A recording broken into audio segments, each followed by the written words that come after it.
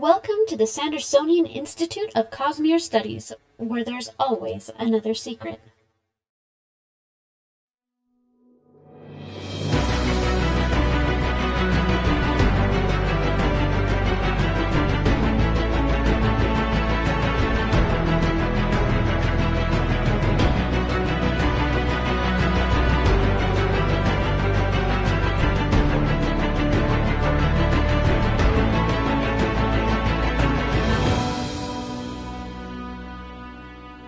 Welcome back, everyone, to another episode of the Sandersonian Institute of Cosmere Studies. Tonight we are recording episode 37, and today is August 5th, 2019.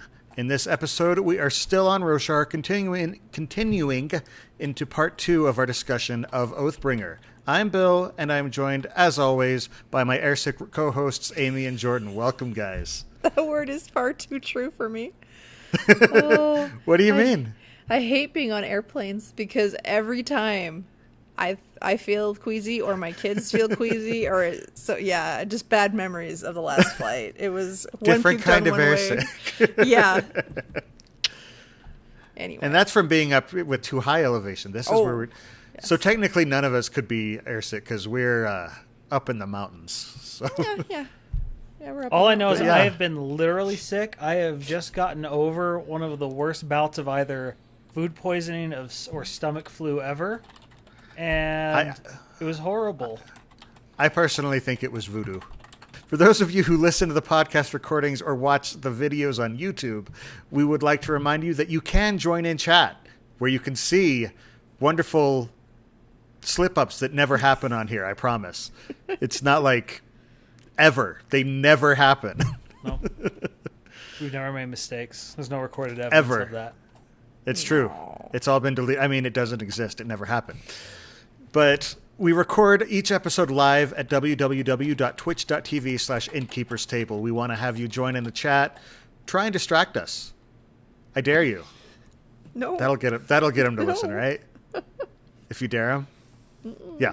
Anyway, so we typically record every other Monday night, starting at 7:30 p.m. Pacific time, 10:30 p.m. Eastern. So please join us, take an active part in the discussion, have fun with us.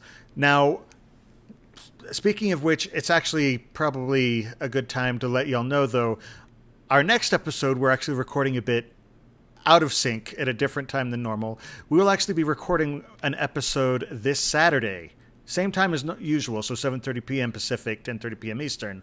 But we will be recording an episode this Saturday night. So if you can join us, please be there. It'll be great. Yep. It'll be part 3 of Oathbringer. And, there's a lot of Oathbringer to love. So come love Oathbringer with us. Yes. Guys, I am on fire tonight. You're doing great. My cheeks are going to hurt by the end of this. Now, the Sandersonian Institute of Cosmere Studies is made possible by the support of our listeners and patrons. The show will, of course, continue to be free, but if you want to help us out, you can head over to patreon.com/Cosmere Studies. Even dropping a couple dollars per episode would really help us out, and it'll help us to continue to improve the show. Our patrons get immediate access to our Discord channel, where you can talk about the show and the Cosmere with other listeners. It's a great community. There's a lot of great discussions going on, and you'll even get early access to bonus episodes, exclusive access to other bonus content, and even automatic entry into some of our giveaways. We do like to call out specific patrons from time to time, and this week we want to thank Mitchell D. So thank you and all of our other patrons and listeners for helping make the show possible. Y'all are amazing. Thank you. So, should we dive in? I suppose so. Awesome. There is so much good stuff in this one. Yeah. Bill's been writing up notes, and you just scroll through the notes, and you're like, oh, there's lots. And then I realized, no, we still haven't written everything that's happened in all of it. So there's still more that we're not writing up, which we may end up missing, but we'll try. To be fair, I will fully admit a large chunk of that is about the Bridge 4 chapters because they just hit so freaking hard. And there's so much to love in them. Yeah, and it's funny because I sit there and I agree, yes, the Bridge 4 stuff is really big. And then I started flipping through to remind myself, and I'm like, oh, but this was big too. And same with that and that and that. The thing is, The Bridge 4 chapters, almost every single one of them made me cry. Oh. Because there's just so much raw emotion contained in them. And you didn't get their viewpoints a lot of the times before either, so it's a new point of view. Mm-hmm. Yeah, and then on top of it all, it shows the very interesting growth of them trying to figure out what it is exactly that they are. Because they still don't really have any clue what this organization is supposed to be. They're making it up as they go. Well, because they've come from such diverse backgrounds. The only thing that binds them together, really, is Bridge 4. Mm-hmm. It kind of feels like all of part 2 feels like everybody feels a little bit lost and is trying to find their way. Everybody feels a little bit alone, isn't trying to find their way. That seems to be, I'm only realizing it now as I'm looking back on it, but it definitely feels like pretty much everybody feels that way a little bit. Even Yasna. Oh, yes. She feels that's super... like the opposite of her thing. Her thing, like, her special power is knowing more than everybody. And suddenly, in just the few months that she's been gone, she comes back, and everything that she knew has already happened. And so she's at square one. She's even a few steps behind other people. She has to catch up.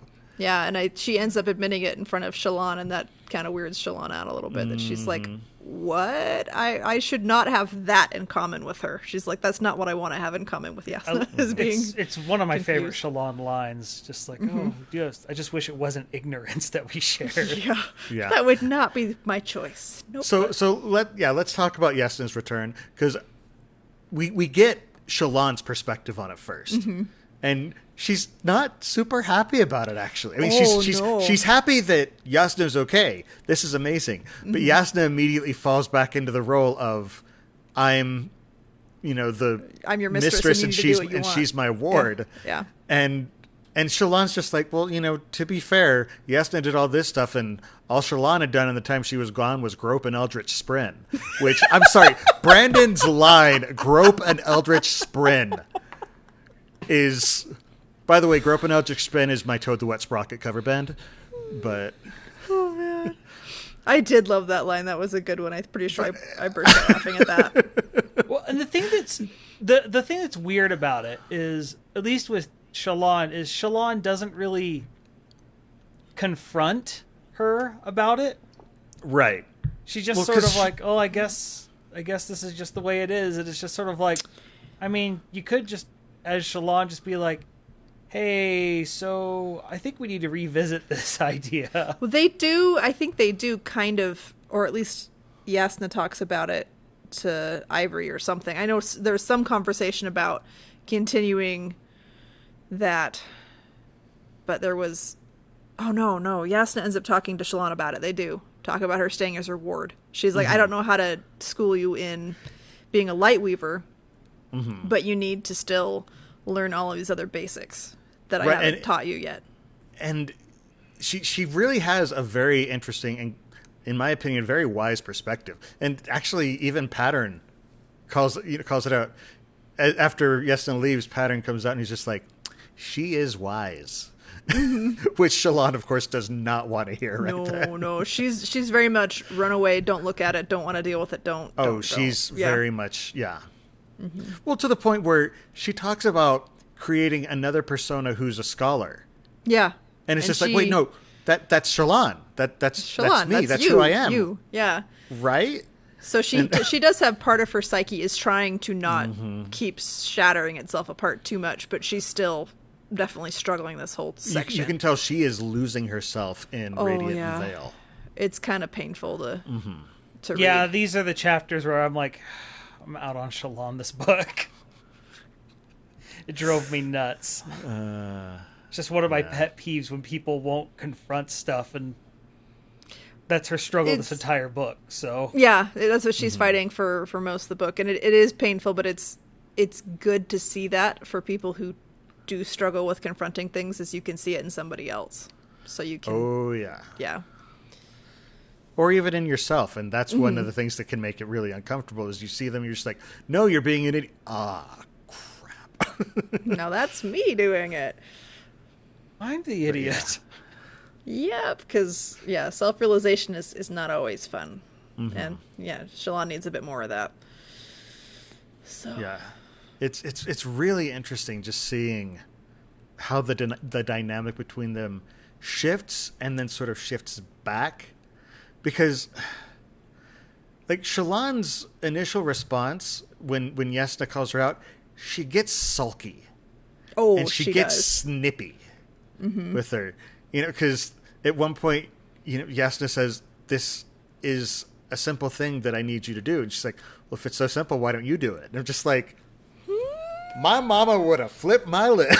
Oh, you don't say that. Mm-mm. And you said it to Yasna Kholin. Ooh. Yep. That seems like a bad idea to me. So in those moments I try to remind myself that she is a teenager. Yes, she's not a full-grown adult. At this point, she's 17, right? 17, I think. Yeah. So yeah, I mean, it's there, but yeah, you still gotta go, oh, honey, no, don't do it. It's like, yeah, that was definitely Shallan and not Radiant. Yeah, not so much. Oh, is that's the differentiator? Shallan does the dumb things. Radiant's a little bit more mature, although she does get all moony-eyed over Adolin, so whatever. Does she? The only that sort of stood out to me when Shallan was talking about the 3 different personalities, and it's just like, all Radiant wants to do is study the Shardblade and hang around with it and be near Adolin. And I'm just like, I hadn't really thought about that. Okay, cool. And so, yeah, because remember, later on when she's discussing the whole thing, Radiant likes Adolin, Vale likes Kaladin. Oh, I'd forgotten that. Yeah, this is my second read through, so I've forgotten a lot of the future stuff still. Yeah. And so all that weirdness starts going. This is when, what do you call a love triangle when you are the triangle itself and then there's 2 other appendages to the side of it? Confusing. That's what it is. Confusing. That's a love dodecahedron. Ah, there we go. So. 3-dimensional. Exactly. It's a love pyramid. That sounds like something which sounds like a 70s game show. No, it sounds like something else, Bill. We're not going to go there. Family friendly. You're the one who said it, not me. Moving on. I'm talking about game shows. Anyway. So Shallan does do other things other than mope around. I do like her notes when she's taking notes and she misses a section and she's like, Dalinar said something important. I'm sure you know what it is. Again, she's being snippy. She is, and she does not want to be there. But she does do other things, like she gets the letter from Reyes. Where he's basically saying, hey, here's information on your brother, Acolyte of the Skybreakers. There was so much in that letter. Oh, yeah. So much in that letter. It's so good. Oh, man. First of all, I love that she at least recognizes that he's dropping little tidbits for her to want and chase, and I love the conversation with her and Pattern, and it's like, oh, he's trying to make us dance like a eel, or basically it sounds like a performer's monkey, and it's like by dangling little tidbits for us, but we want those tidbits, right? That's why it works. Yeah. But she does also admit that there probably are some lies in there, but she doesn't know which parts are the lies yet. Yeah, well, and then on top of it... And it seems like Mraize is the kind to deal in half-truths. Yeah. Well, and I love the line of... where he's talking about how the Skybreakers... because he goes into the whole history of what they know, and it seems like everything he tells us about Skybreakers as an organization matches with what we know. And he talks about how they're murdering potentials.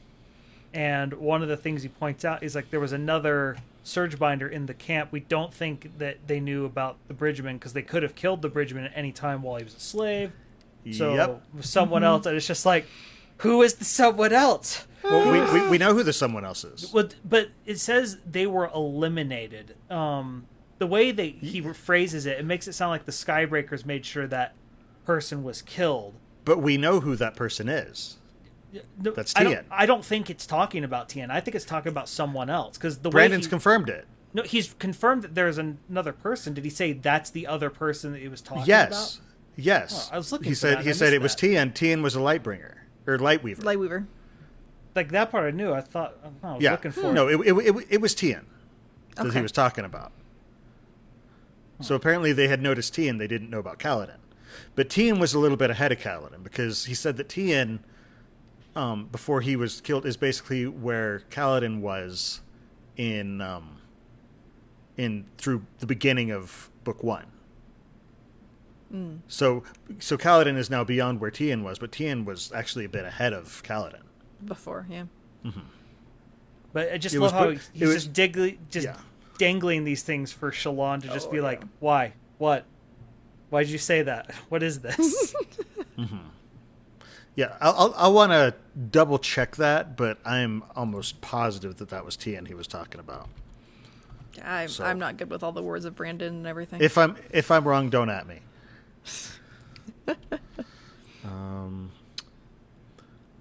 Yeah. But no, like that, I love that. I love everything when Murray shows up. He just strikes me as such a great Xanatosian villain. Oh. And just have such fun whenever he's around. For all the right reasons, I'm assuming. Yeah, right here. Well, and of course, this could be Brandon being cagey, but it says, the question was, the other Surgebinder in Amaram's army, was it Tien? And Brandon says, Tien was a Surgebinder and was in Amaram's army, so yes. Pauses. And he was a Lightweaver. So. Okay. I mean, there could have been someone else. It is a weird way of phrasing it, so, Brandon could be being cagey and slippery. He could be leaving himself an opening if he does want to fit something in later. Right. But, I mean, he has flat out stated Tien was a Surgebinder and was in Amaram's army, so yes. Logic would fit, yeah. But yeah. Anyway. Now, in the meantime, Dalinar has been having some fun. Because Dalinar brought Queen Finn into the vision. Mm-hmm. And he just sort of plunked her down in the middle of the battle. Well, he puts her in the house where, or the barn or wherever. He's in the exact same place that Dalinar was in that vision. Mm-hmm. with the fire poker. And oh yeah, and everything. And he's kind of surprised at how much she manages to do. Like the mom still dies, but she saves a little girl and has like the townspeople gathered around all together, and they're fighting back. Oh, I love Finn. Finn is absolutely awesome. Amazing. Mm-hmm. Because she does more than Dalinar. She rallies the entire group of townsfolk. Yeah. Wouldn't it now makes she is sense she is a little bit. Backgrounds. She's a bit more pragmatic and cutthroat than Dalinar was about it, because Dalinar tried to save them both and lost them both. She cut bait with the mother and saved the child. Yeah. So she was a little bit more ruthless in it. But – she also said, I'm saving the child. Mm-hmm. And that's what I love about it. I love that, she does better, but at the same time, you see why she does better. She goes about it with such a cold way of approaching it. Mm-hmm. Mm-hmm.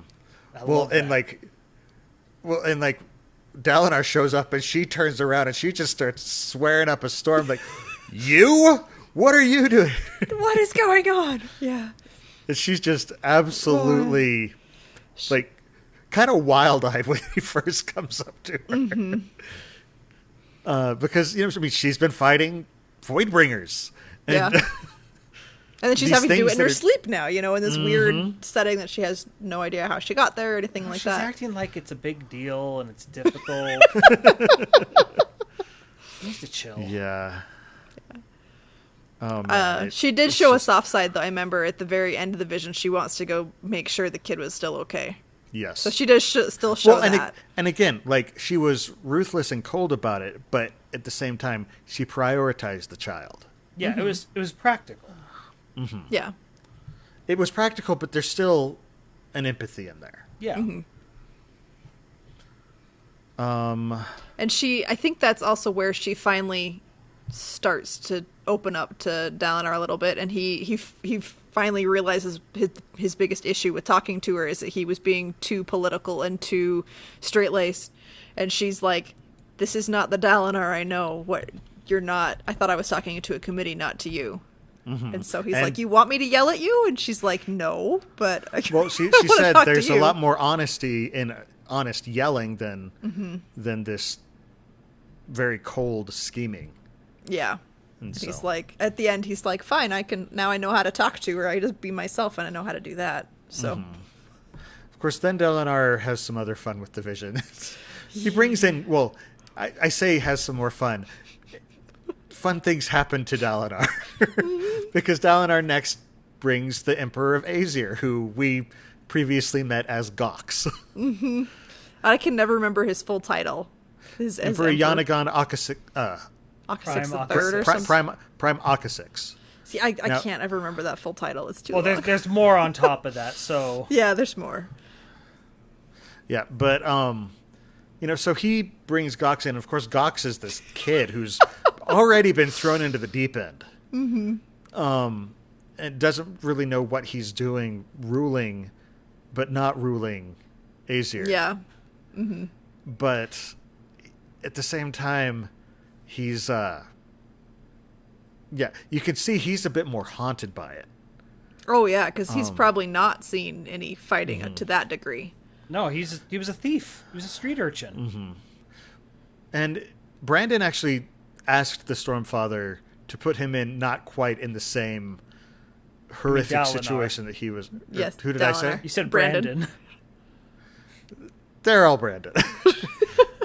The reason that Brandon is able to write a character with multiple personalities. So Brandon is now Stephen Leeds in your... Oh dear. Theorizing. Yeah, but Dalinar does put Gox in a less scary situation. He puts him a little less in the fighting. But it still haunts him.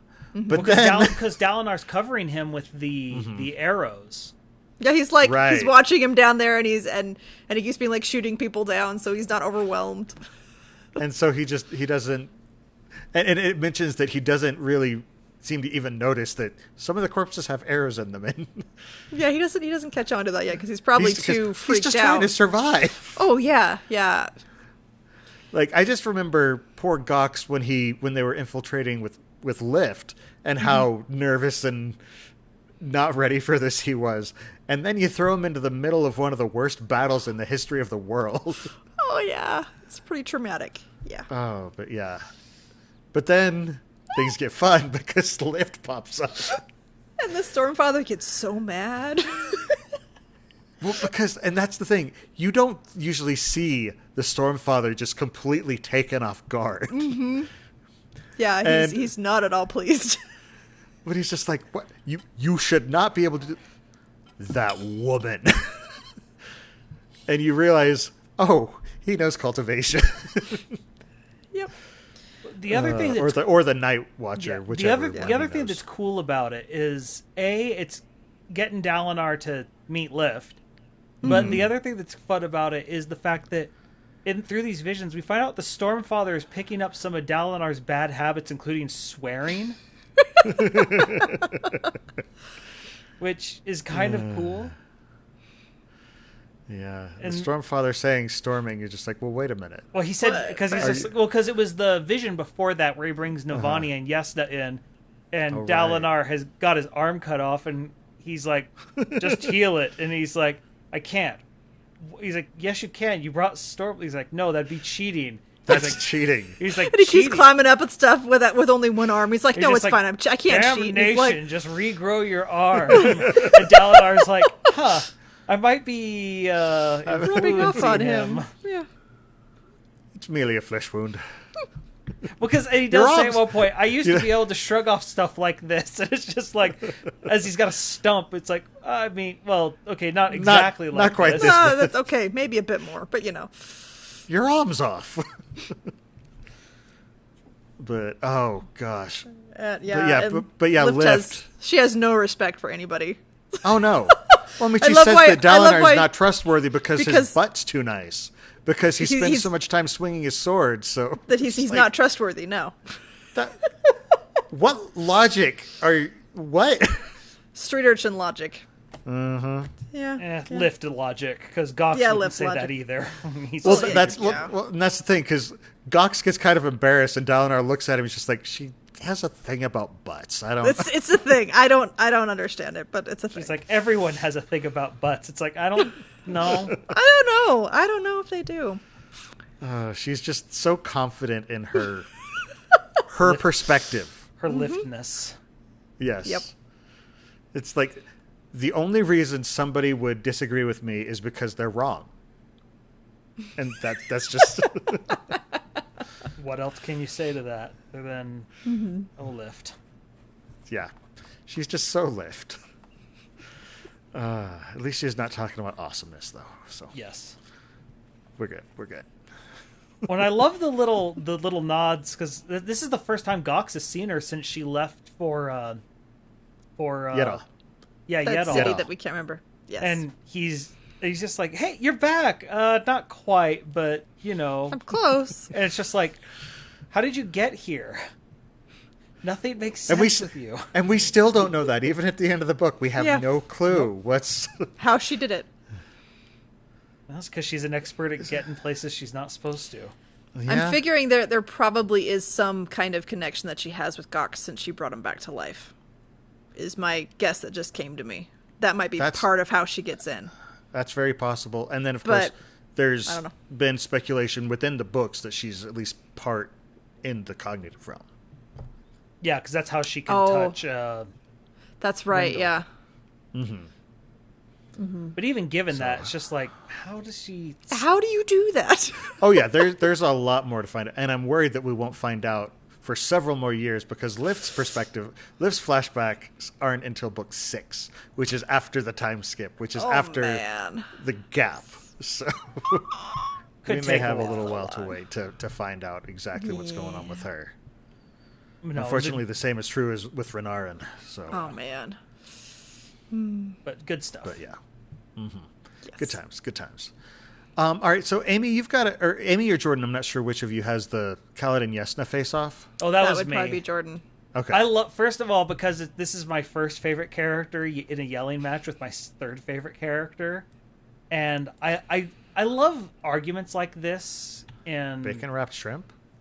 Basically, I love arguments like this because Kaladin. First, one of the things that is interesting about all these orders is that they all swear different oaths. Like they have the same first oath, but they don't have the same everything else. And Kaladin's oath is to protect people. We don't know what Yesna's oaths are, but I have a feeling it's something about like looking for knowledge, even if it's, uncomfortable and stuff like that. And so it's just interesting because has the very logical, approach of just kill them all. Like, it's the only way we can assure things. But Kaladin's just been there with them. Mm-hmm. And I love how just absolutely mean their argument is to each other because she sees him as a child. He sees her as a cruel, cruel person. Mm-hmm. And they're both right.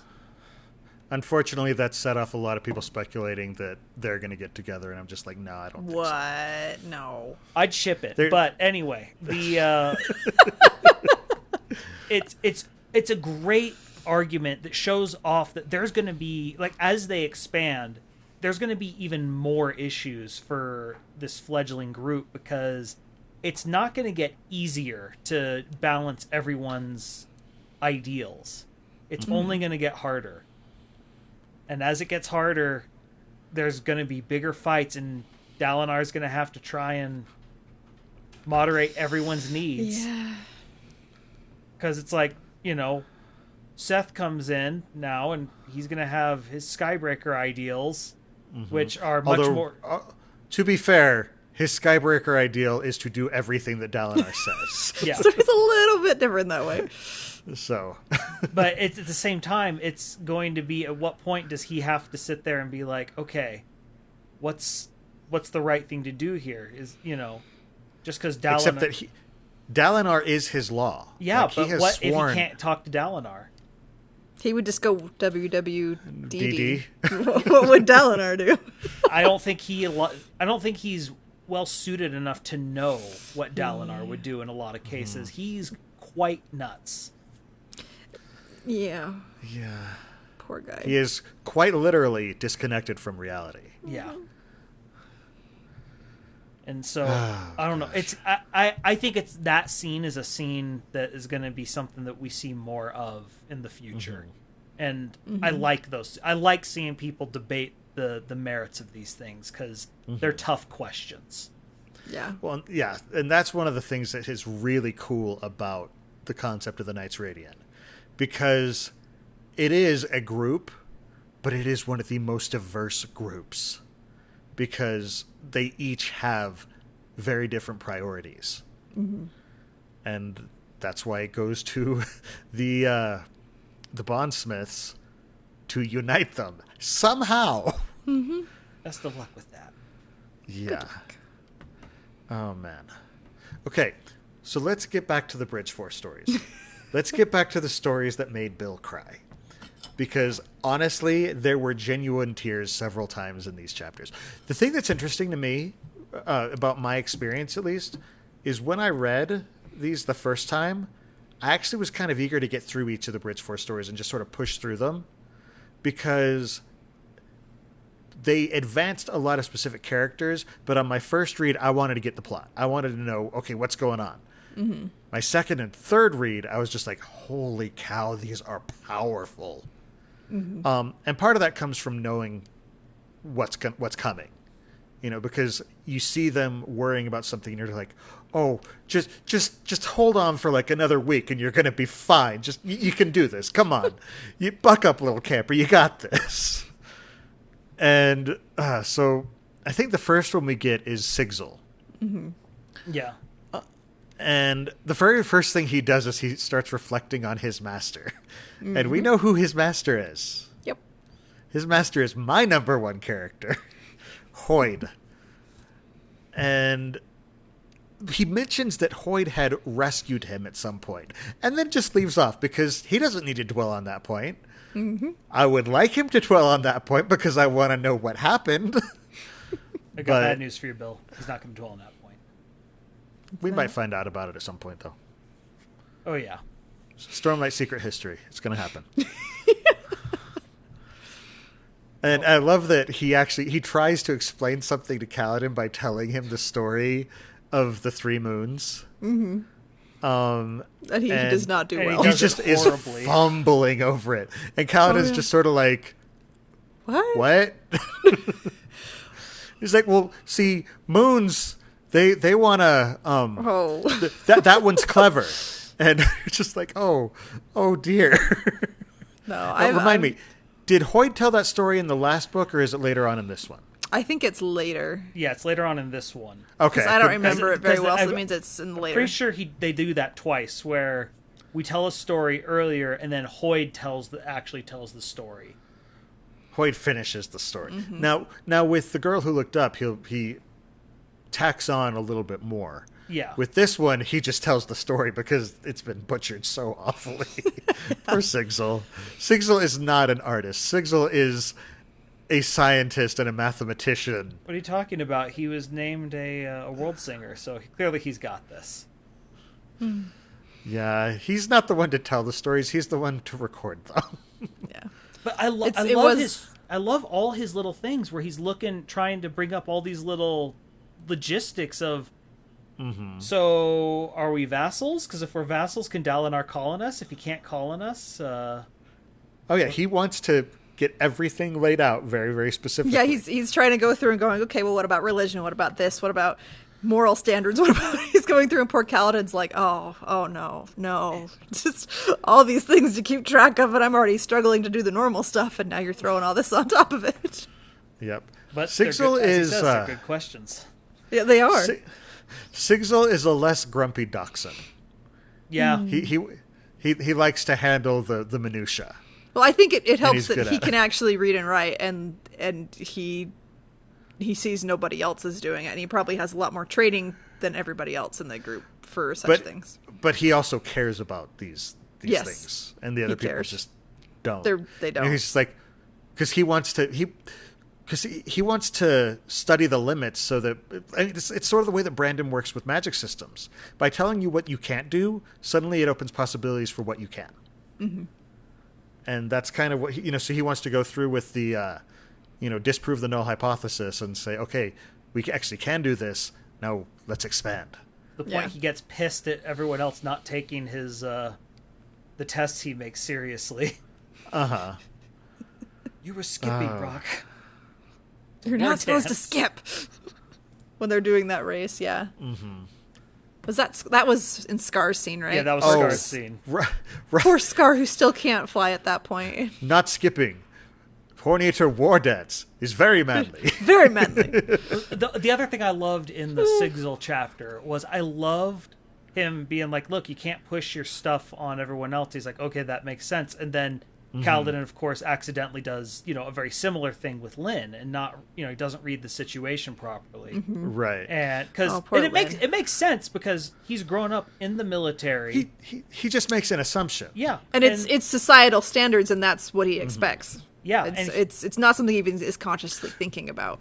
But at the same time, as soon as he realizes, she actually wants to be a soldier. Be a soldier. Yeah. He says, okay, fine. He's like, all right, if that's what you wanted, we can make it happen. He's very quick to fix his but bias, his prejudice, or whatever. Starts ripping him after that. He's like, so yeah. I tried to ask myself. He's just like, Sigil, shove it. He's like, Lynn. Yeah, don't need that. Well, and Lynn is a very interesting addition because this is the first female that they've had as an active part of Bridge 4. Yeah.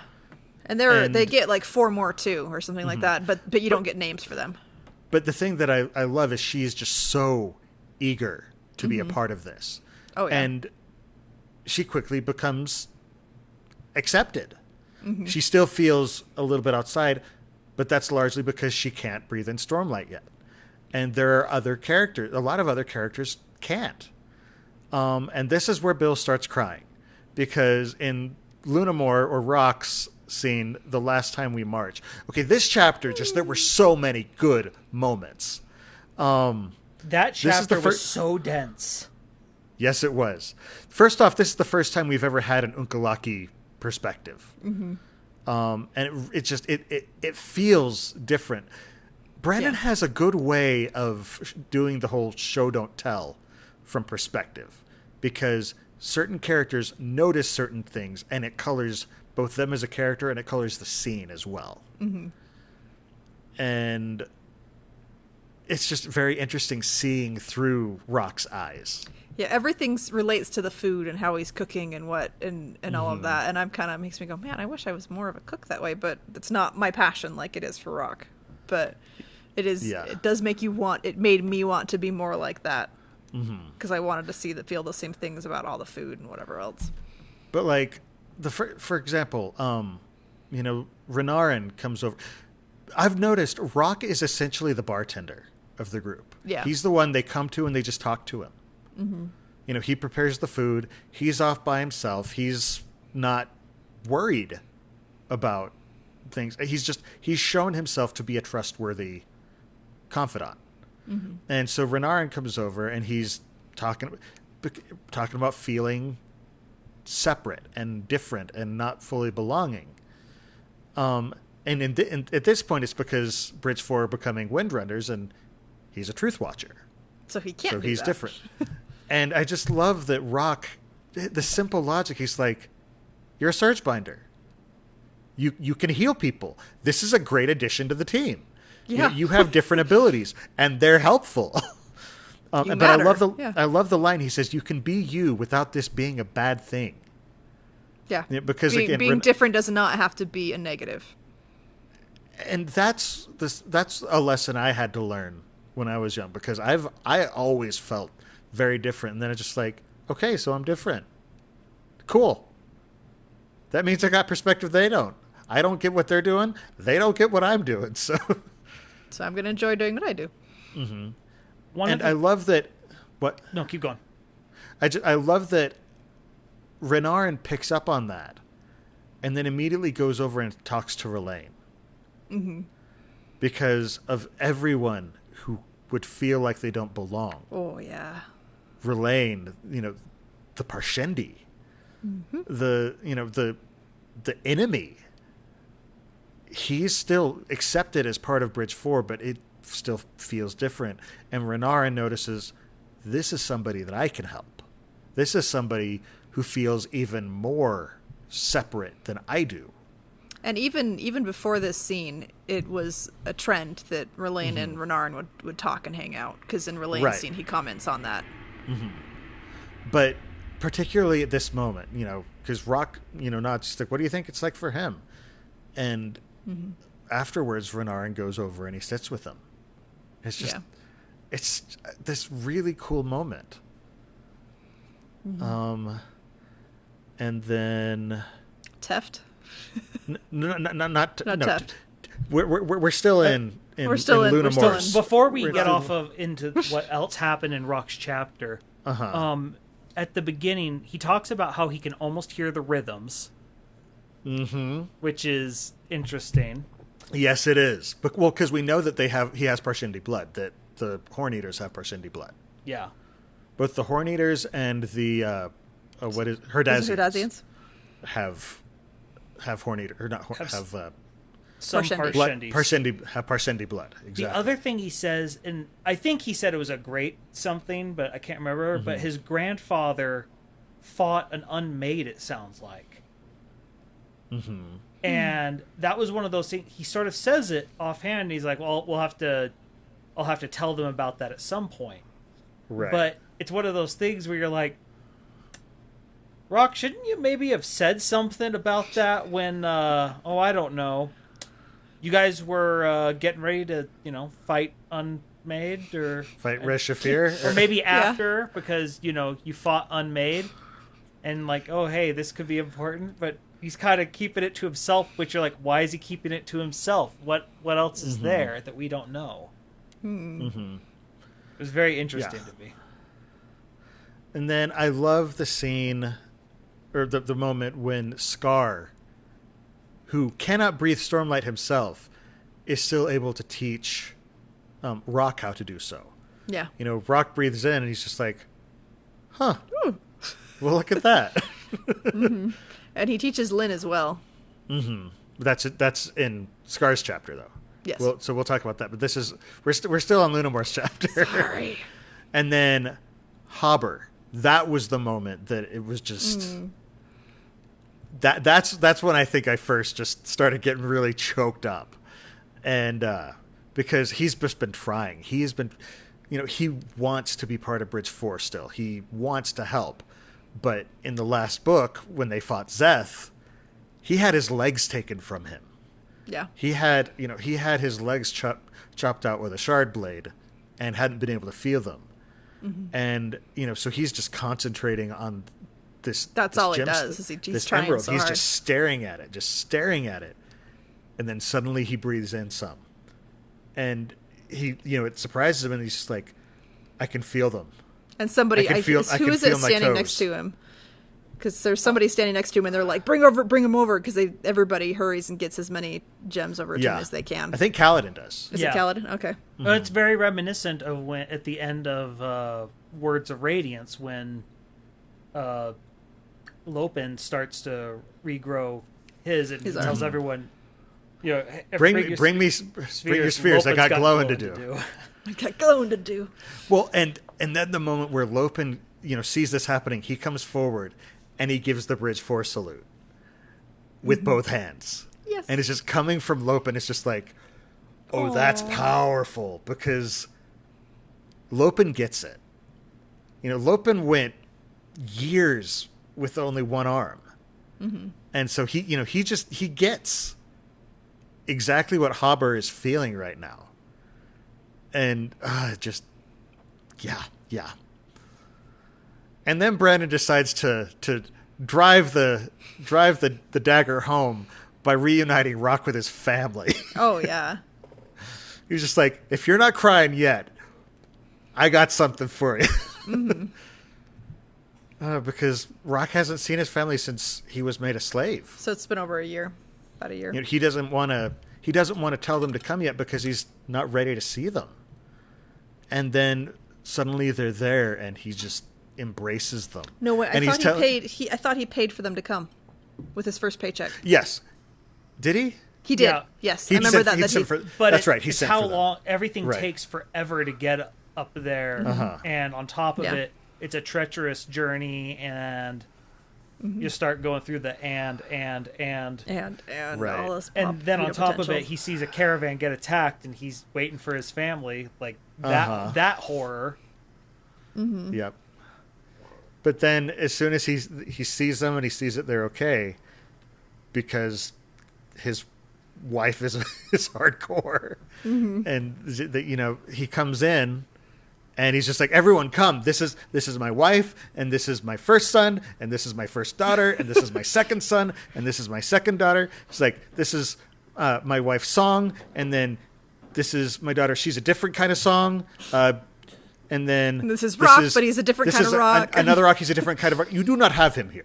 And I love how proud of his family is. And then his youngest daughter, who's 4 years old and doesn't even recognize her father, so she sort of hides. But it's just, it's such a touching scene.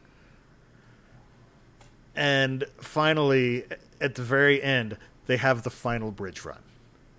And it puts a nice bow on their time as actual bridgemen. He says, "We'll take to the sky," or it's like, we'll do this one last time. And Kaladin says, "One last time." He says, "We take to the skies, Stormblessed. We will walk no more in coming days. This is the end. Come, pick up our bridge. The last time we marched not toward death, but toward full storm stomachs and good songs." And then Kaladin, of course, takes his place at the front, and together they carried the bridge on one final run, reverently as if it were the bier of a king being taken to his tomb for his eternal rest. Dadgummit, Brandon, that is poetry. It turns out that Brandon's good at writing. Well, the thing is, it's the thing that bonded them together in death, and almost assured death. But then it also bonded them together in life, and they sent it off. It just, these amazing bookends where they were assigned to it, and it was a death sentence. But because of it, they came together, and they grew, and they solidified, and they became radiant. They took ownership of their situation and became radiants, Which makes Moash's story all the more heartbreaking. Oh. Because if you look at each of these chapters, the symbol that it shows is a shoulder. It's a shoulder of the Bridge 4 uniform, and it's got the patch on it. For Moash's chapters, it's the same thing, but the patch has been torn off. And he reflects on this several times over the course of the book at just what he gave up. Yeah. And he falls into absolute despair, to the point where it actually does break him. Where Kaladin kept standing and pushing forward, with Moash, it breaks him. It destroys him. And he just falls, and falls hard. But yeah. Do we want to talk about the Moash chapters, or do we want to talk about the other Bridge 4? I agree with a lot of everyone else and don't really care about Moash, but use a different word, so... Yeah. I did. The only thing Moash. with Moash was I liked the scene where he fought the Fused. That was just kind of an interesting fight to see that he was still able to take one out. Well, yeah, he's trained, and he was the best of their fighters. And when he meets I can't remember her name, Lady Leshwi or something like that. Leshwi. That when she meets him after she's reincarnated again, that she's like, "Oh, I was surprised you were able to kill me. I didn't think you'd be able to do that." And the other Fused thought that she would want to take revenge on him, but she's like, "No, I wanted to show respect for the fact that you're able to do that." So it's just that was interesting. And it's very interesting because we do see his parallel path with Kaladin. I mean, to the point where he's even with the same listeners. Group. Yeah. The same group of listeners. But which makes it his so response, sad. His response is the exact opposite. His response is, I'm going to volunteer and I'm going to help them just destroy everything. He just... vengeance is what he wants. He's Odium's perfect warrior because he doesn't want to feel anymore. To the point, at one point, he hears Odium whisper. It says, "Give me your pain." Like, he hears the voice that says, "Give me your pain," which we hear echoed in Dalinar's chapters later on. But he responds in the complete opposite way. Yeah. Where, he says, "Fine, take it. I don't want it anymore." And Dalinar says, "No. This is mine. You can't have my pain." And it's just, you see how they go in such completely different areas, different directions. Okay, one of the most heartbreaking Bridge 4 chapters is Teft. The name of the chapter, "On the Ground Looking Up." Which is literal and figurative. But yeah, just, I love the compassion that his bridge mates show. Because, he's worried. He doesn't want them to see him. He doesn't he doesn't feel he deserves them. He's so shamed, yeah. And they're just like, "You are our brother. You're coming with us. We're going to help you get better." And they like physically threaten the guys who are at the drug den kind of place that he's at. They're like, no, you can just deal with it. We're taking him. He's just fallen so far to the point where he sold his uniform coat. The thing that marks him as Bridge 4. That's okay. That'll never come back to bite them in the butt. Oh, no, that's right. No, never. No, but he sold it like, that's so symbolic. And again, he's thinking, "I sold this. I'm too far gone. Just leave me." And they bring him back, and unfortunately, and he's ashamed of this. His only thought is, "I'm not going to be able to get any more moss for a while. They're going to be watching me too closely." Yeah, but that's an addict. It drives them. Yeah, it's just so heartbreaking. Yeah. Arvar in the channel says, spoiler alert, we mentioned in a previous episode, I guess we didn't mention it in this one, even though we're only talking about part 2 of the book, the entire book is up for spoilers. And actually, we're not a read along, we're a reread along. The entire Cosmere is up for spoilers. So yeah. But yeah, this just it makes you feel for Teft. It does make a couple scenes towards the end that much more powerful. But yeah, I love Teft, and I just my heart hurts for him. And then Scar. Scar's chapter is fun. Scar's chapter is it's called "When the Dream Dies," first off, and so you're just like, "Oh, this is happy." Nice and encouraging. But he's the only member of Bridge 4 at this point who original member who can't breathe in Stormlight. Except for, I think, Dabbid. Yeah, Dabbid can't, but Dabbid's not fully there right, either. Dabbid's broken. Yeah. But honestly, I wouldn't be surprised to see Dabbid breathing Stormlight at some point and feeling a lot better. But we'll see. Yeah. Yeah. But the fact that he's just still involved, he's still pushing himself, he's still wanting to do it. He's touchy about the subject that he can't breathe Stormlight, but to the point where he's just like, "No, don't help me. I got this." But then he just starts thinking, "I'm going to have to join the support crew." You have to cook. and he has a chat with Lynn, and Lynn is going through a rough time too. And Brandon, you're not Brandon, but the book mentioned earlier that Scar was a natural born teacher, to the point where, like we said, he taught Rock how to breathe in Stormlight. Yeah. Even though he wasn't able to do it himself. And then he talks to Lynn, and gets her to do it. And she's able to do it, and he's just is like, "Fine." And it says, and I love the subtle way that Brandon does, because he says he breathed in a deep sigh as he accepted maybe his lot was to teach others, and that had to be okay. And then he breathed in a deep sigh and walked off. And Rock's just chatting with him. And he's like... You know that Rock is just dying laughing inside. I just love that line. "You think I'd let you join my..." Do you think I'd let you cook? No. I'm not letting you anywhere near my stew pot. He's just like, "But I can't do anything." He's like, "Well, the fact that you're glowing with Stormlight right now might disprove your theory." Disprove that. And he looks down, and then he whoops and runs off, and he's like, "Yeah, got it." One thing I love is that there are several members of Bridge 4 who are based on people that Brandon knows. We actually had one of our listeners write in who apparently knows Scar.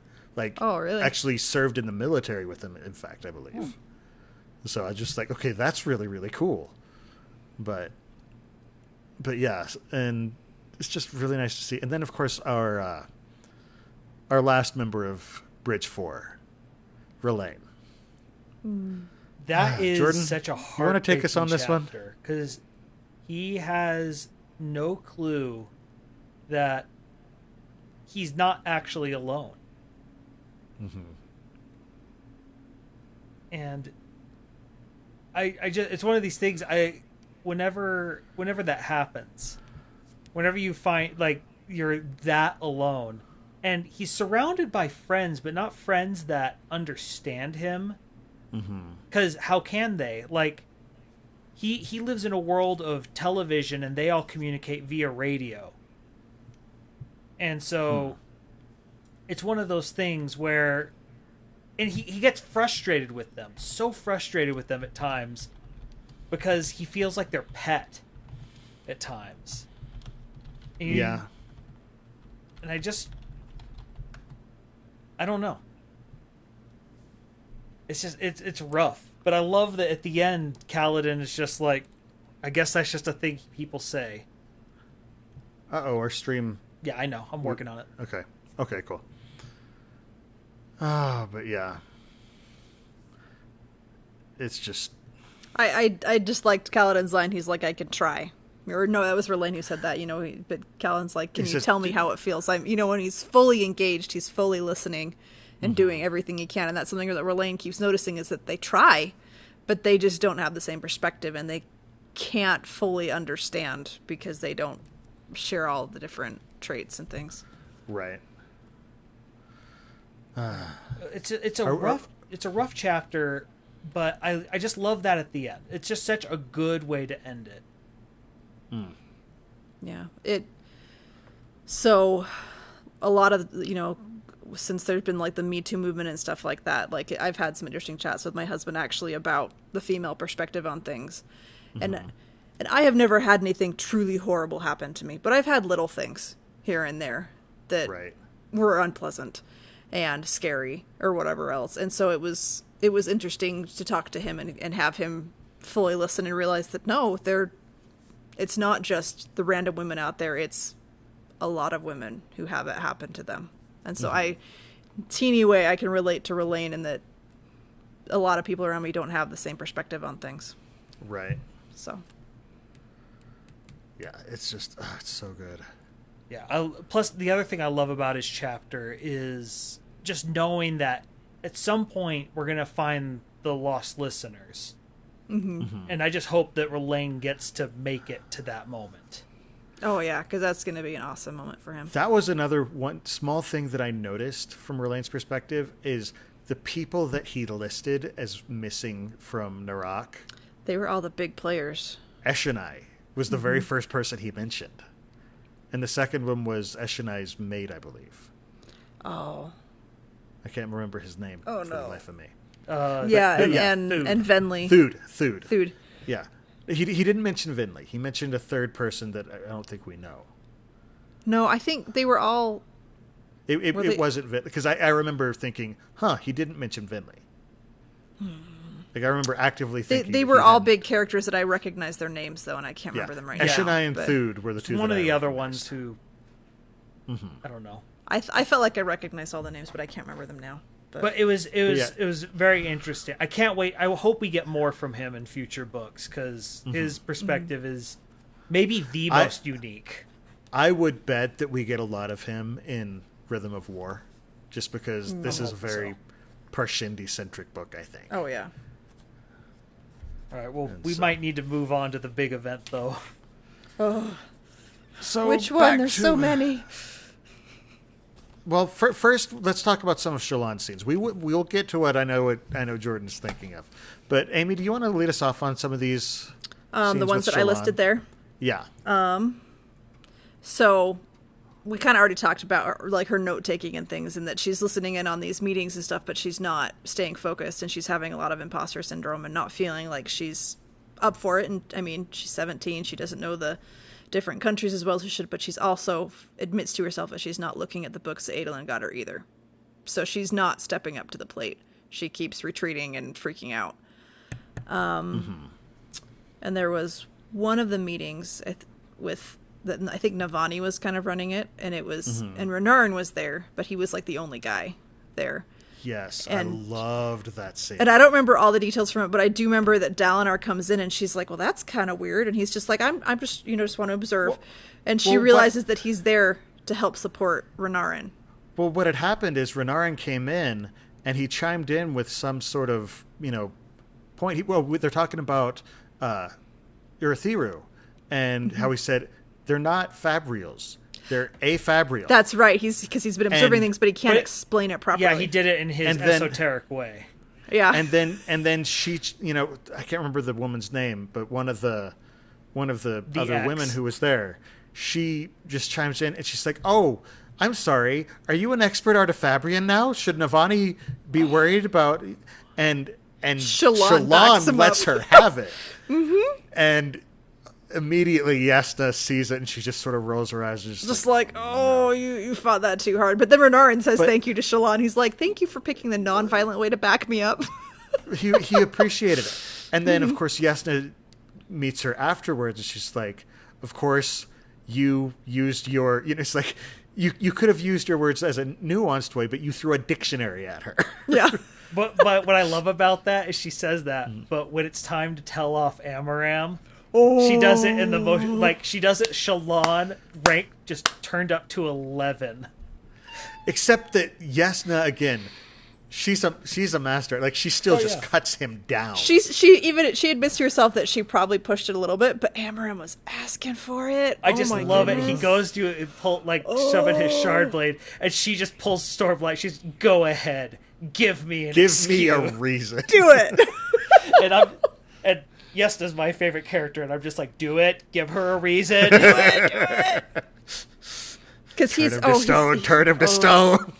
Amaram's such a pig there. Oh my goodness! Like, because he starts out trying to be sort of respectful, but then he instantly drops down to his sexist and power hungry. He's just such a little punk, and he's so full of himself. And she even realizes, she fully states that he's so full of himself, and she's worried that his self-confidence is going to bring things down. Well, that's the thing is, the effect he believes he's like Roshar's only hope, and he's so set on that he's going to destroy things just to make sure that he's the only hope. The other thing is it implies that at one point there were machinations to hook Yasna up with Amaram. Yeah, it was said earlier that there were. We see that in the flashback. But and that's what I'm saying is that she's just like, nope, ain't gonna happen. Nope. So it's like he's the rejected lover who's trying to bring her down a peg, and she's just like, "You want to try?" It's like, no, I came back from the dead. We're not doing this. Oh, I've got so much more. So many on. Cathartic moments to get to Amaram in this book. Oh man. Anyway, it's like, at the end of Words of Radiance, we see Amaram get cut down to size. Mm-hmm. And then Yasna comes in and does it with a scalpel. Does it again. Mm-hmm. Oh, it's wonderful. Yasna. It's fun. Oh, but yeah, she's just she handles it so well. And the moment where Dalinar comes in and they're just like, "Why are you here?" He's like, "Well, I figured I should know what this part of my organization is doing." Yeah. And I love the image. She's like, he sits down on a steel. It's like, it was like a I can't remember what it is. What's it called? Like not a Rashadium, but like a plow horse perched on a like a show pony or something. It's just not right. He's sitting on like a little stool. Imagine this hulking mass, just like I'm imagining like Mr. Incredible sitting in the in that little office chair where he just like barely fits, or his little car. It's his car that he just it's so bad.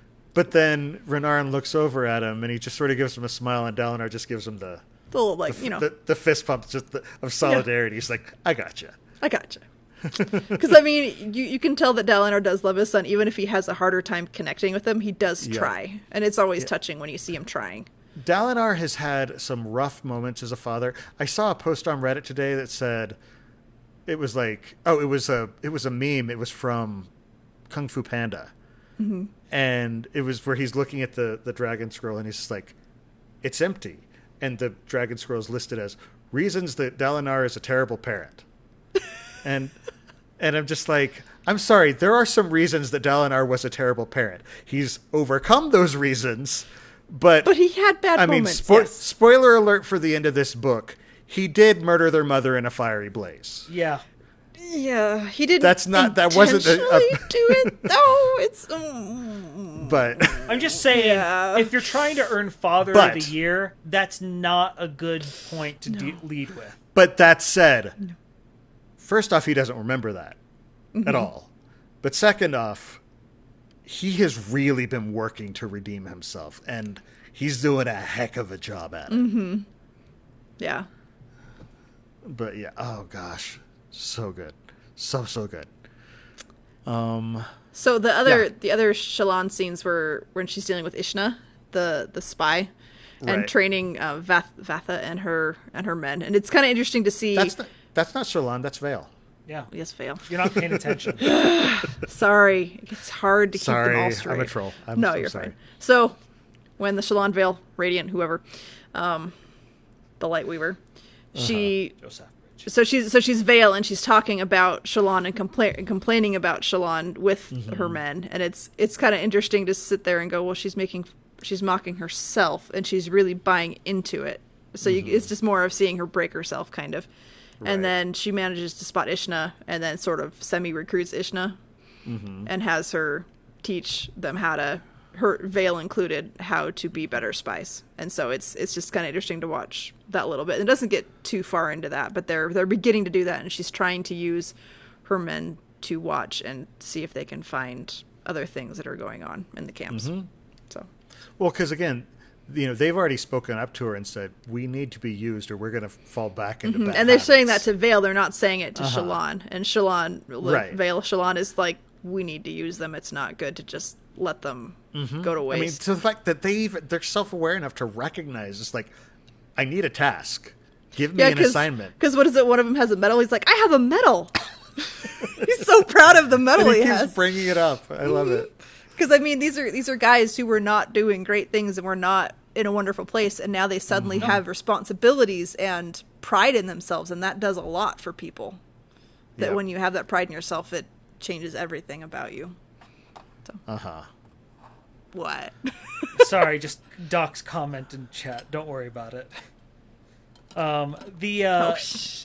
The other thing that's interesting with that whole issue for Shallan is just the fact that she is so disassociated from the problem. Like she's so, like, she knows what the problem is, but she's so disassociated from it. She's refusing to even just be like, I need to deal with at least the root cause of the problem. Nope, just keep digging deeper. Can't do it. Which, to me, again, just, it doesn't make sense to me after the previous book, but I'm just not that person, so it might just be one of these things, because enough people I know read the book like, oh, I love these chapters from Shallan. I'm like, I hate these chapters from Shallan. Well, I think I've mentioned it before, but I'm pretty sure I had postpartum depression, and I think it's still sort of lingering or something. And I find myself going through cycles. No, I'm obviously not making multiple personalities of myself or anything like that, but where I catch myself going into bad funks, and I ignore the problem and I fix other problems that aren't really actually going to fix the main problem, and then it takes me getting into a darker, more uncomfortable place, and me going, well, I'm at the bottom, or as far as I'm willing to go, so now I actually have to face it. And it seems like Shallan is going through one of her cycles where she's getting deeper and deeper and deeper, and then she, finds kind of the bottom as far as she can go, and then she finally pulls herself out of it. But it's not an instant fix that you can fix it once and you're done. You got to keep catching yourself before you get too far into it. Right. That said, Amy, if you show up with one of your multiple personalities, let me know ahead of time so I can actually change the overlay. You cut out there, Jordan, so I missed part of it. Oh. Well. Let me know ahead of time. Yeah, I said, you have to let me know ahead of time if you're going into one of your multiple personalities so I can change the overlay. Change the color? Or I don't know. The color. Today, here's Kimberly. Yay! No. Here's Anyway, Bruce. so I associate with Shallan in small ways, and sometimes I don't like that I can associate with them. Mm-hmm. But I appreciate that it feels like the writing was done well and well researched.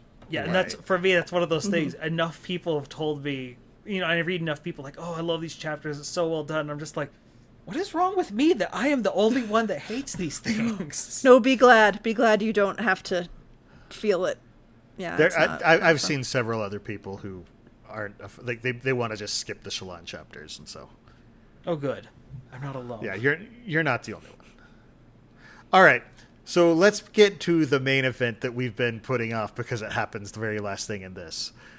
So there's the one last vision that with Yana gone, and Lift shows up, and then somebody else shows up. Well, no, Well, we don't. No, they think they wonder if Lift is there, but they don't. Oh, see that's her. right. She shows up after. Yeah, That's right. because Gox leaves on his own, and then Dalinar's Right. just sitting there like, huh, should have ended by now. No, that's kind of weird. Then he turns around. Oh, look at this And there's this regal-looking guy Shin in Man with flowing gold robes. and white. Old guy, yeah. With... Stately. He's got a scepter. This looks like a reliable person. I bet he makes good, rational decisions. Yeah, and and he's just like he assumes that this is the Almighty, It's his honor. and He he even says, asks him. He's like, "Well, you're him, he's right?" like, are you him? Are you God? And I'm he's the just other like- one, Dalinar. They call me Odium. Odium. And at that point, the first time I read it, I was in shock because the reveal of Odium was something that I thought we wouldn't get for like a whole nother book, let alone like near the end of part 2 of this at book. least another book. And so Yeah. he shows up and you're just like, oh no. It's like whenever you like, you see a boss way too early in a game that you don't have the stuff for. It's like if you come up with Ridley too soon in Metroid. It's, I'm not ready for this. I am so not ready for this. This feels like a scripted loss. Oh no. Oh no. But yeah, oh gosh. And he's just so smarmy. Just so greasy, just so oily and confident and Ugh. But then Dalinar sees like into the depths of the power, and he's got reason to feel pretty confident, as horrible as he is. That's the thing. That's the thing is Dalinar tries to taunt him. He's like, I've seen you. I know I can beat you now. And I'm he's not like- afraid of you. You're not this great unknown thing. And he's just like, you've seen me, have you? So the thing, actually, I wrote this down. He actually says, "Have you seen me?" Which is interesting because that's the same thing that the drunk that we now know as Jezrien says to everyone who comes by. He says, "Have you seen me?" Oh, right. And so I don't know if there's something there, but it's interesting. He used the exact same phrase. It struck me this time. Interesting. But then he shows him who he is, and the thing that's interesting because he's all about I'm not hatred. I'm passion and passion. And for like a lot of people want to believe him because Brandon writes so nuanced. Like even Ruin talks about how I'm not just decay. I'm also the peace that comes with these things. And we find out through Sazed that is true. That he wasn't lying when he said that. But Odium, he wants to be these things. But literally every other trusty narrator we have had has told us, no, he's hatred. And even Dalinar, when he looks in the depths, he's like, oh, he is these things. And it's like, and he was hatred. He was entirely hatred, burning, like, he's just this all-consuming fire of hatred. Yeah. And Dalinar felt it. It feels very Cthulhu-esque. Yeah. Where he just suddenly the impossibility of this enormous infinite void Looking overwhelms him. We've seen between Secret History and Kelsey are looking into Preservation's eyes and looking directly at Ruin. That we've seen looking at these shards directly has not exactly been a healthy thing for people's minds. No, it's not a pleasant experience. Also, speaking of Cthulhu, I feel like this is a good time to just throw in, guys, check out our Instagram because we got fan art from Hilly and Likely 64, who is one of our listeners, who decided to draw Jordan's image of what Nightblood would look like in the cognitive realm of this Lovecraftian puppy with an ear that's a mouth and extra eyes in the wrong places, but he's still somehow adorable. I know. Oh, he did such a good job. So, just a little shout out to Hilly and Likely on that. We really appreciate that. That was awesome. Really was. Anyway, back to Odium. Yes. Oh gosh. It was such an intense scene because you're not comfortable the entire time. But the thing that's interesting is by the end of it, he challenges him to the duel, which he's been assured by the Stormfather, like this, he'll go for this. And he's like, nah. We don't need to do that. Well, it's because I know you are going to serve me, and he's just so. He said you're confident gonna. Well, he says you're gonna make the right decision, implying that my cause is just. The other thing is you can see that he's kind of trying to trap Dalinar, but not only trap. He's also just teasing him. Because Dalinar says, dude, just go away. Leave us alone. He's like, is that binding? Basically. He's like, are you freeing me from my imprisonment as the holder of the remnants of honor? Of honor, yeah. And he's just wait. No. But then he sort of smirks. He's like, that's okay. When you free me, it will be because of intent. Which Brandon has said several times. The magic systems in the Cosmere are very, very intent based. And so, but it was just like that was almost a troll moment because you're just like, is that are you actually telling me to be gone? But it's like you can tell he's baiting him as well. Yeah, it kind of reminds me of like me talking to my kids when they've been pushing buttons and then they're just about to push the last button and I'm like, are you really wanting to do that? You're really going to do it? Yeah. It's like, do it. I think do it. Both do it. You don't, go ahead. Give me an excuse. But no, the other thing that's interesting is at the end of it, who shows up? Like Lift is Odium like turns and looks like there's something there. There's something there, but I don't know, whatever. Yeah, well, and again, he smells cultivation on her essentially. And then she shows up and. What I love about he's that, creepy. looking back at it on the reread, who were the two people there who see Odium for who he is at that moment? Lift and Dalinar. What do they have in common? They are two of what I'm pretty sure are Cultivation's biggest pieces on the board. Oh. We don't know what exactly Cultivation did to Lift, but we now know what she did to Dalinar. And so this is the moment where Cultivation's two big pieces show up and they see Odium. And by the end of the book, Cultivation's third big piece meets with Odium. Taravangian. And it's just, it's interesting. All these pieces actually meet and, and encounter him and see him for what he is. Well, a lot of people are talking about how annoyed they are with Taravangian because he's gone over and he's serving Odium, and my thought is just like, he's not done. Like it's not that simple. He's not just a pawn. Yeah. I mean, like, and even if he is a pawn himself, he's a pawn that Cultivation handed him. And so it's just like there's a time bomb inside of Taravangian. It's so, I don't know. I just thought it was very interesting that Lift is the one who sees it, sees him who he is and sees Dalinar. And that's the moment she's like, okay, I'll get Gox, on your side. I'll talk to Gox. Yeah. Yeah. You better have good food. She starts asking about his food. He's like, well, we have good food. Yeah. You got food there? Not camp rations, but good food. He's like, not usually. I guess it's food.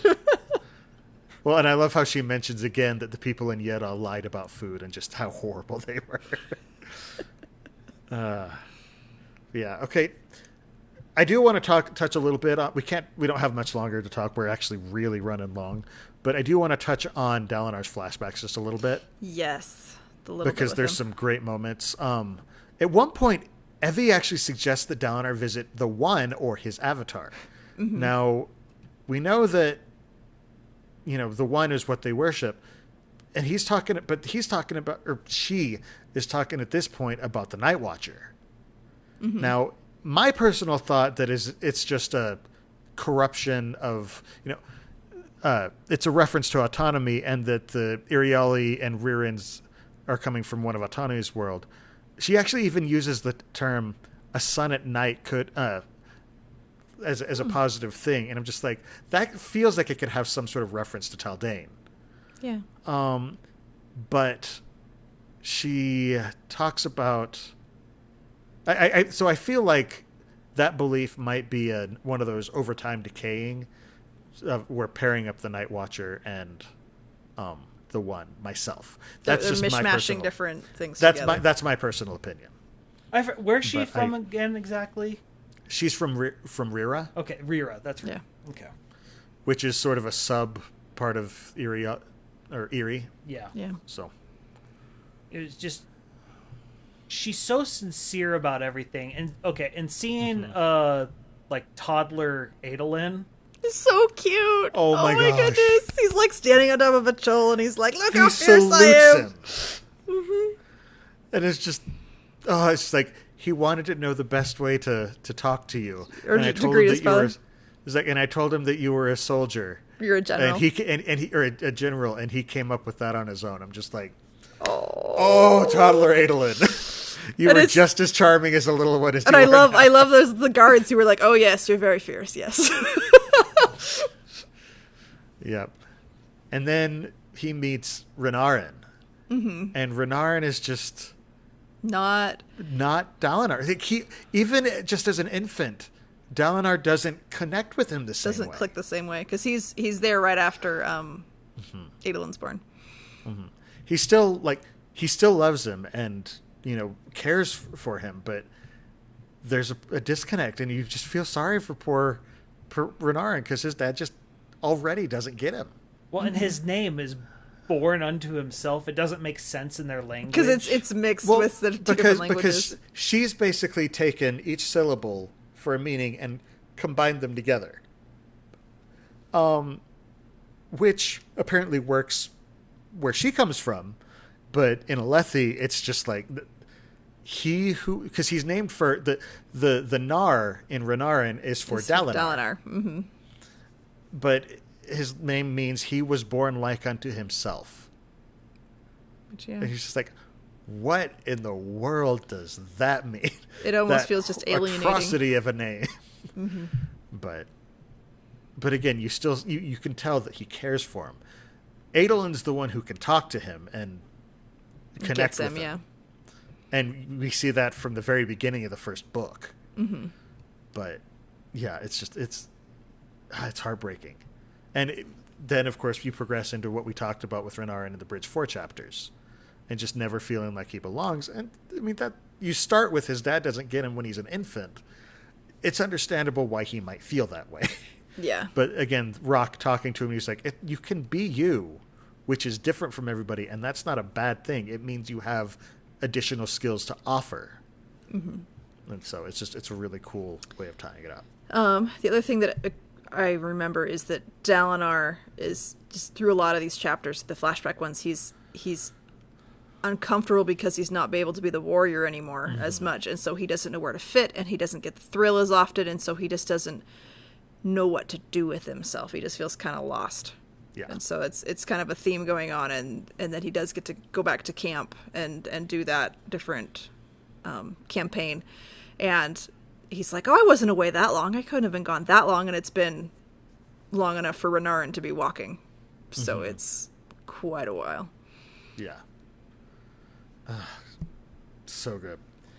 All right, guys, we've got to start wrapping this up. We're significantly over time. We're so over. We It's started hard. late, so it's okay. Yeah. But before we go, we have got a giveaway.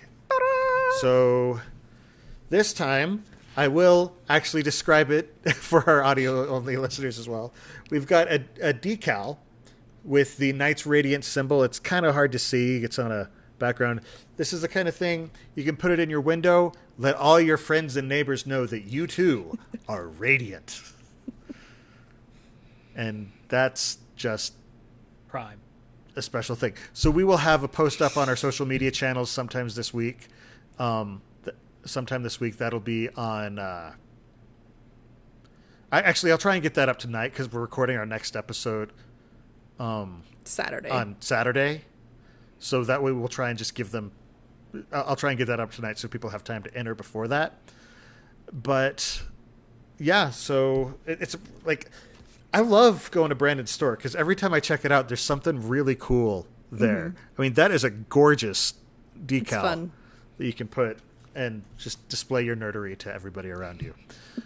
Again, special thanks to the Brandon Sanderson online store at store.brandonsanderson.com for giving us just so many great goodies to share with our listeners. Yeah, the decals are pretty cool. Not the coolest thing in there, but they're pretty dang cool. Yeah, they're pretty cool. Yeah, there it is. Now we had our first aluminum foil hat theory about a month ago now, but we're still collecting questions from you. We've gotten some good ones that I'm actually really excited to dive into in the future, but we're insatiable. We want more. Just give us more questions, more topics, more awesome things.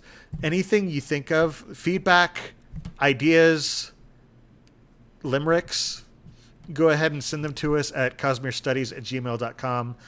We might even read them as part of the show and discuss them on stream. Like Nightblood, our hunger is endless. It's true. Ooh, good. Nice tie-in. Very, very well done. Slow clap. No, not enough time for a slow clap. Anyway, Jordan, we've each got our own personal projects, so where can we find your stuff outside of the stream? So this Saturday, I'm going to be starting up XCOM 2. For those who don't know, it's a tactics game. You could go find me on twitch.tv/splicestream. You give me a follow there. You have a chance at becoming one of my soldiers that I might horribly get killed. Not on purpose, but it's XCOM, and XCOM is XCOM is basically the tower scene at the end of Way of Kings, but it's just the entire game is that. So it's gonna be a bloodbath. Very cool. And Amy, what about you? I'm on Facebook, Twitter, and Instagram. Facebook is Coincidence Cosplay and Props. Twitter is @CoincidenceCosp, because my name is too long. And Instagram is @coincidence_cosplay. I am still working on my He-Man commission. I didn't get as much done this last week because I was doing stuff with my in-laws, and I got bug bites and sunburned and everything else, and that was fun. But otherwise, I'm just going to be fixing up my Anna and my Eleanor for FanX in September, and that's kind of what I'm doing right now. I'm doing Eleanor's crown right now. Nice. So, yep. And when I'm not here, I've got a bunch of board game reviews over at the Innkeeper's Table at www.innkeeperstable.com. I'm actually working on a review right now about a game that I just got, and I'm really, really excited. It's all about Burnination and Consummate V's. You'll have to come check out all its majesty, and that's all I'm going to say about it right now. But I post about games on social media as well, so go check those out on Facebook, Twitter, and Instagram at Innkeeper's Table. For those of you who aren't able to become patrons of the show just yet and you want to support us, head over to iTunes and drop us a good review. If you like it, 5 stars. We'll take what we can get, but of course 5 stars is our favorite. But just go over, review it, let us know what you think, and it'll really help us out, help other people find the show as well. Any final thoughts before we sign off? It only gets darker before it gets better. It's always darkest before the dawn. This felt like all the complications kind of building. Yeah, it's building coming up to the next big complication called Kolinar. There aren't any big complications. What are you talking about? The book's basically over.